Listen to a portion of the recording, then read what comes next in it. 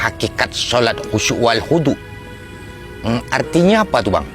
Memahami bahwa sholat adalah mi'rajnya seorang hamba kepada sang pencipta. Memahami bahwa sholat adalah menghadapnya seorang hamba kepada raja dari segala raja. Komunikasinya seorang hamba kepada yang maha mendengar. Ruang keluh kesah seorang hamba kepada yang maha mengetahui. Mereka sholat dengan khusyuk, meletakkan sepenuhnya jiwa dan pikirannya hanya kepada Allah. Dengan pengakuan sebagai hamba yang begitu rendah di hadapan raja dari segala raja. Macam mana menjaga khusyuk itu bang? Dengan cara menghadirkan hatimu kepada setiap gerak dan komunikasimu ketika berhadapan kepada yang maha pencipta. Seolah-olah engkau melihat Allah. Namun sekalipun engkau tak dapat melihat Allah, tapi yakinlah bahwa Allah melihatmu, bahwa Allah mendengar setiap detak jantungmu. Ketika lidahmu mengucap Allahu Akbar, maka hatimu harus mendahului dengan mengakui bahwa begitu kecilnya kita di hadapan Allah yang tiada banding.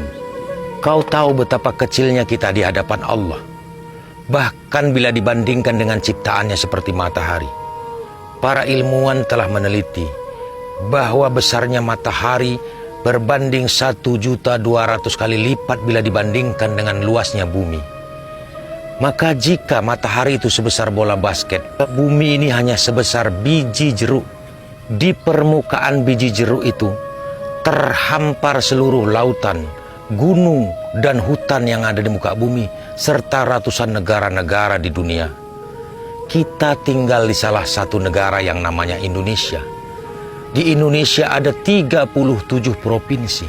Kita tinggal di salah satu provinsi yaitu Sumatera Utara.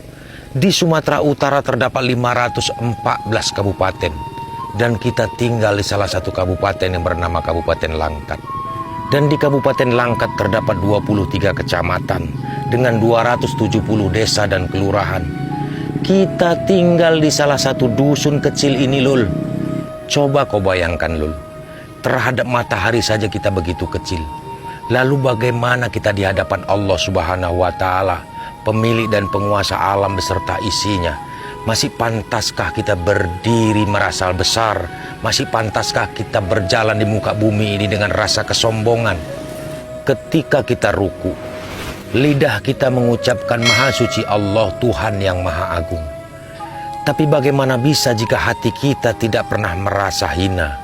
Ketika kita sujud, lidah kita mengucapkan Maha Suci Allah, Tuhan yang Maha Tinggi. Tapi bagaimana bisa jika hati kita tak pernah merasa rendah di hadapannya? Inilah yang ditakutkan oleh baginda Rasulullah SAW. Kebanyakan solat kita hari ini tinggal bacaan dan gerakannya saja. Rasulullah juga mengatakan bahwa sesuatu yang pertama kali akan ditarik dari bumi ini adalah khusyuk seorang hamba di dalam solatnya. Sehingga ketika nanti seorang hamba menuntut balasan dari solat-solatnya di dunia, maka Allah akan campakkan solatnya seperti kain buruk ke wajahnya. Maka jangan kau heran ketika ada seseorang yang rajin melaksanakan solatnya, tapi tak mampu membuang perbuatan keji dan mungkar pada dirinya.